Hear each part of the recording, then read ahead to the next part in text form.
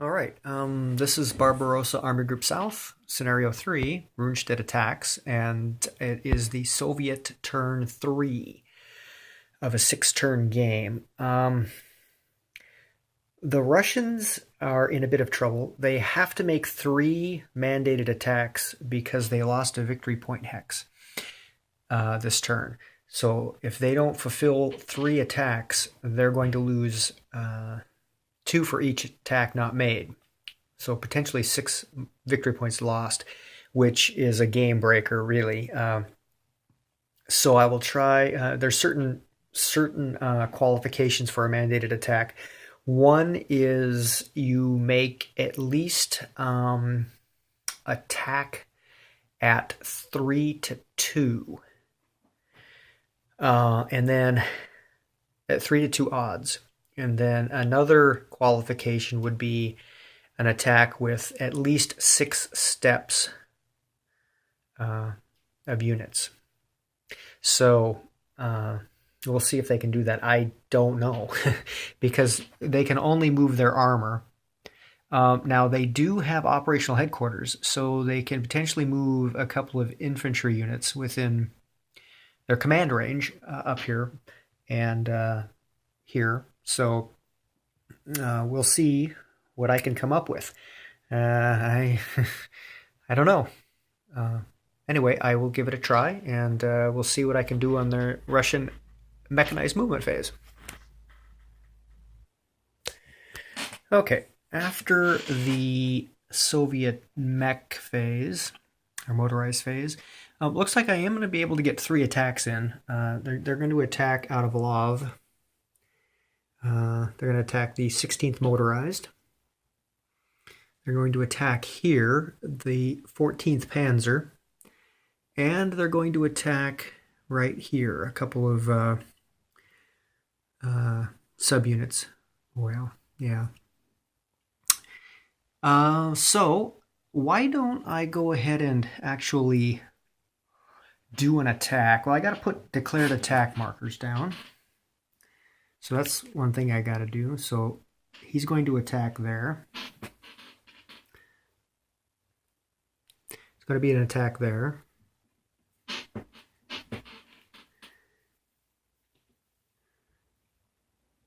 And there's going to be an attack there. All right. I better straighten out those.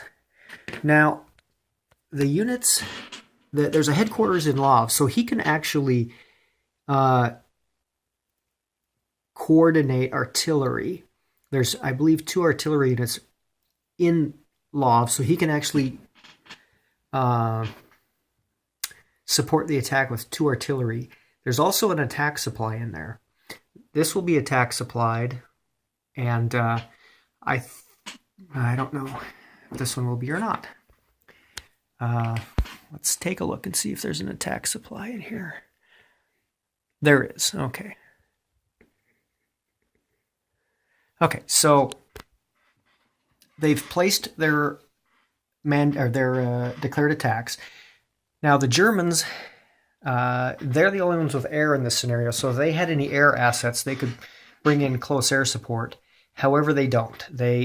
All their air was used for interdiction, and it was all returned.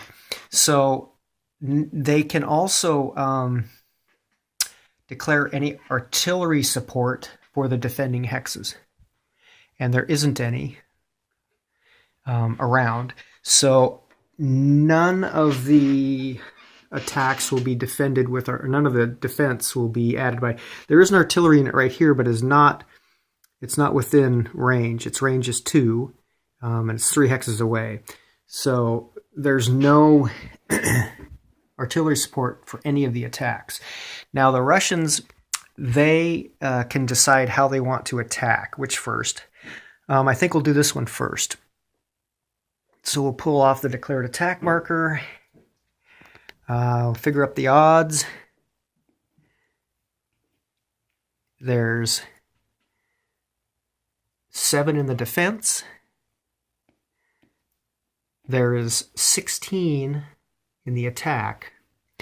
And there is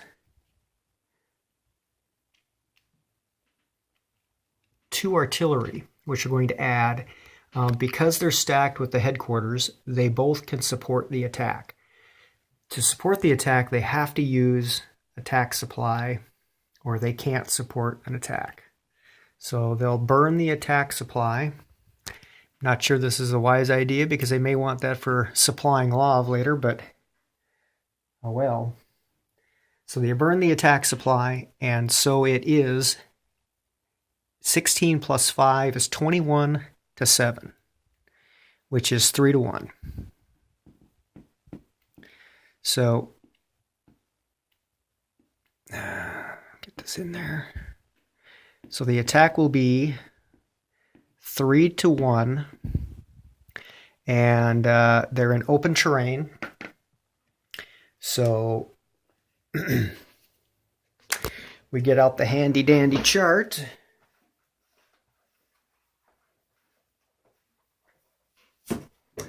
And we see 3 to 1. So I will roll the dice, and we come up with a 5. So they have no combined arms because it's only tank. There's only tank, so there's no combined arms. Even if they did have combined arms, there's an anti-tank unit, so they would counter that. But anyway, so the Russians don't get Panzer integrity. Okay, so I rolled a 5, and it is a 5 on a 3 to 1. If we look across, 5 on a 3 to 1 is the Russians lose 2 and the Germans lose 1. Ouch. And this is armor too. Wow. Okay. So because the Russians lose armor, I believe if there was any armor in here, the Germans would have to lose it. Its first step would have to be armor, and there is. I think they have to lose this. This, I think. They have to lose their anti-tank because the Russians are losing armor. They're losing 2 steps of armor. So,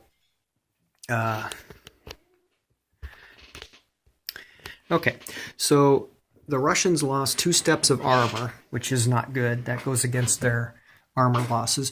And the Germans lose. I'm sorry, the Russians lost 2 steps of armor. The Germans lose 1 step of armor, and there's no retreat. But they did make 1 mandated attack, so they have 2 left. So the next one will be right here. So we'll pull off the mandated attack marker, and we'll figure up the odds. The Germans on the defense have 2, 4, 6. The Russians on the attack have 5, 8, 11, 13. So 6, yeah, 13 to 2, 4, 13 to 6. So 2 to 1. That qualifies because they only have to make a 3 to 2 attack. There is combined arms. They have tanks and motorized infantry. The Germans, however, have armor, which negates the Russian combined arms. So it's going to be basically they're in a village, or they're in a town.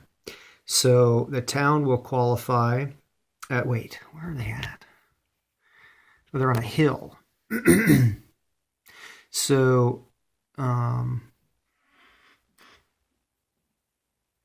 the hill gives them a +1 for the defense. Yeah, hills are a +1 die roll modifier. So the Germans get a +1, and we will roll the dice on a 2 to 1. Ooh, that's a 9, which turns into a 10. On a 2 to 1, a 10 is 1 R on the 1R. Okay, so the Russians have to lose one step and retreat.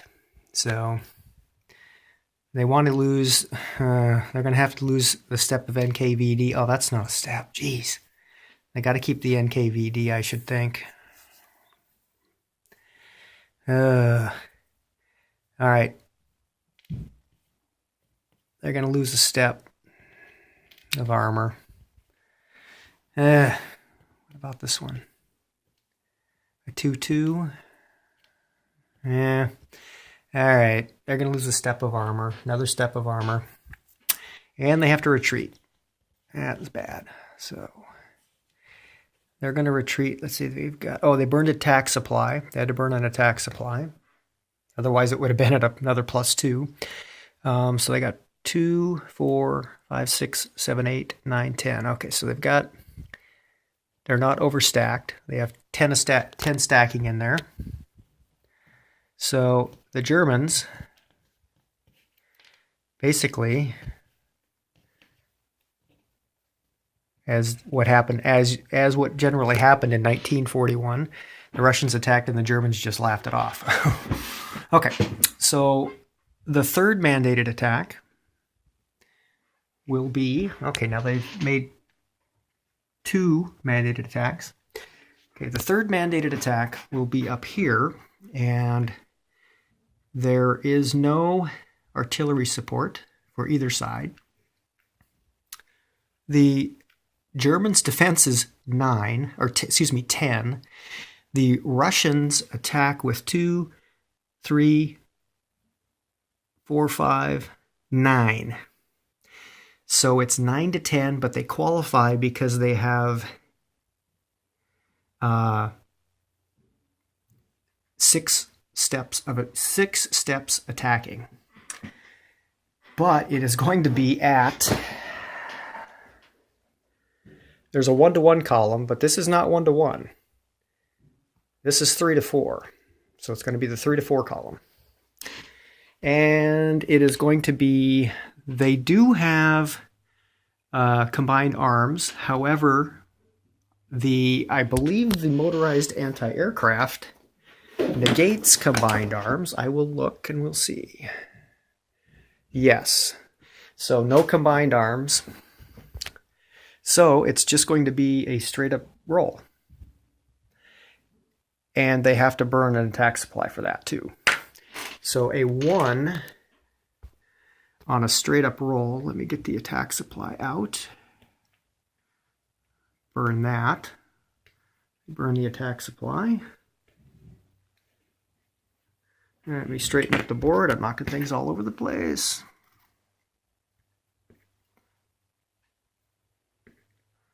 Up. Okay. Okay, so a 1 on a 3 on a 3-to-4. What is a 1 on a 3-to-4? That is a asterisk for the attacker, 1 for the defender. Wow, that's pretty good actually. So the attacker loses an asterisk, but I believe since he didn't qualify, actually he did have combined arms, it was just negated. So I think he has to lose his first... Oh, no, it's armor only... Armor requires losses if you get some sort of a number plus the asterisk. So they don't lose anything. And the Germans, they lose 1. But they don't have to retreat. So that was actually a successful attack. So they'll lose a step of the infantry.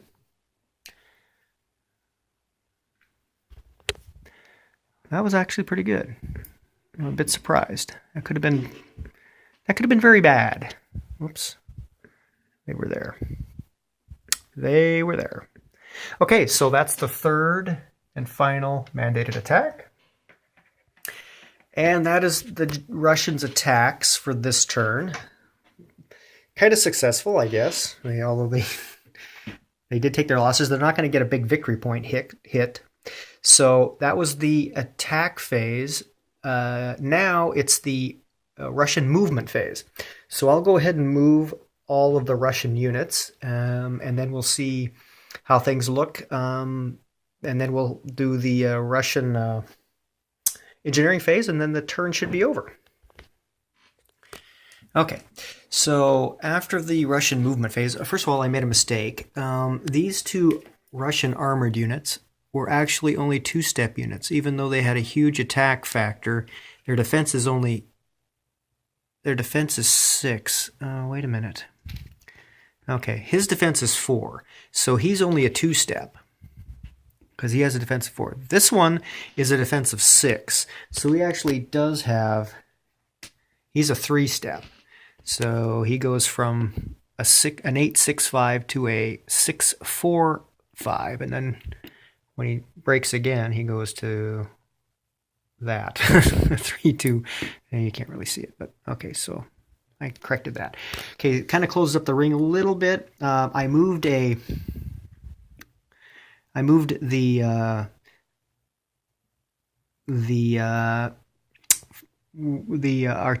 rail gun, or not the rail gun, but the railroad unit up. It's NKVD in there. That's a little town there, so that'll give them a bonus on the no retreat. I kind of moved up some guys. Yeah, I don't know. Hopefully they can hold out. They have to hold out 3 more turns, which they might be able to do. Right now they're only down 1 victory point, so but their armored losses are accumulating. If they get 8 armored losses or artillery losses, it's a victory point. So anyway, that was their movement. Now we'll go with I don't think there's much to do in their engineering phase. In fact, there's really nothing to do in their engineering phase. So that, I believe, is their turn. And I think next turn, the Russians actually get some. Oh, I messed up. There is something to do in the engineering phase. They actually received this turn 3 infantry and 2 armored replacement points that they have to use or lose. So they do that now in the engineering phase. So we'll have to buy back. Buying back NKVD is useless because it goes 7 turns ahead. So that's just not even possible. So we will buy back a couple of these cadre units. These 3. Put them up here. So that's the 3 infantry replacement points. So they now have 0, so they've spent all of them. And then they'll buy the armor, or the okay. The armored replacement points, I believe, can be used for on-map units. I don't think they can be in an enemy zone of control. I may have to look that up. Because if they don't have to be, they'll certainly replace these guys. And in fact, what I should probably do, if I knew that, I would move them out back into Lov if I can, to get those armor replacement points. Or they could move the artillery unit up to the cadre box. Let me look that up. Okay. Well, first of all, Soviets receive their replacement points during the motorized movement phase, so they wouldn't be able to even have attacked because they would have gotten a receiving replacements counters on there. So that I can't replace those. So I will rebuild the artillery unit. So that leaves 1 more armored replacement point. And where else did they take? They've taken 3. That's 1, 2. Yeah, I think they've taken 4. So there should be another one around. Oh, eliminated box. You know, what they're going to do is they're going to. Oh, they can't do that. Because they can spend an infantry replacement point to get him to the cadre box, but you can't then get him immediately to the active box, and these are use or lose. So crap. It looks to me like they're going to lose. They're going to lose 1 because they don't have any more they just don't have any more units that they just don't have anymore. They lost. So, oh, here's one. They cadred that. Okay, that's right. So they'll rebuild him in the city. Yeah, that works. Yeah, that's right. Because they had 4, right? And 1 was artillery and 3 was actually armaments. Okay, so they've used all their replacement points. Now these can come out as reinforcements next turn on their lowest step side, and they'll come in as reinforcements on the. I think they come in on the east edge or towns, east edge, because I think zap units come in towns, and there are no zap units in this game. Okay, so that is the engineering phase. Kind of got that mixed up a little bit, but anyway. So that is turn. Oh, we also have Soviet surrender now, and I believe these units in Lov have to roll for surrender. They are out of. They can't trace a line of communication of any length to another Soviet city or the East Edge rail line or a rail line road of any length without going through Axis zone of control or Axis unit. So they're going to have to roll, I believe, for surrender.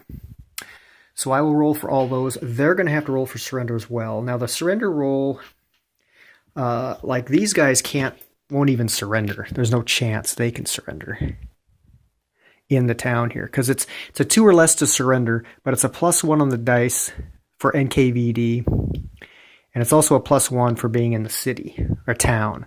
So there's no way you can roll a 2 or less when you have a +2 to the dice. Not on the first turn. They start getting negative modifiers as they lose. Now they could potentially surrender. And then there's chances that some of these might surrender. So I will make those rolls, and then I'll come back with the results. Okay, the results were not good. They surrendered. A couple surrendered in here. A total of 2, 3, 5 units surrendered, and a couple of them were armored. One was an armor step. One was. They go to the eliminated box. This is artillery for eliminated purposes. So they now have 6 eliminated armored or artillery steps. Yeah. So it's not good. He doesn't have to roll because he can trace a line of communication. Okay. Well, I think those guys had to roll. Lava is a source of supply, but not if it's surrounded. I think then it loses its source of supply. So anyway, that was the Russian turn 3, and I will prepare for turn 4. Thanks for watching.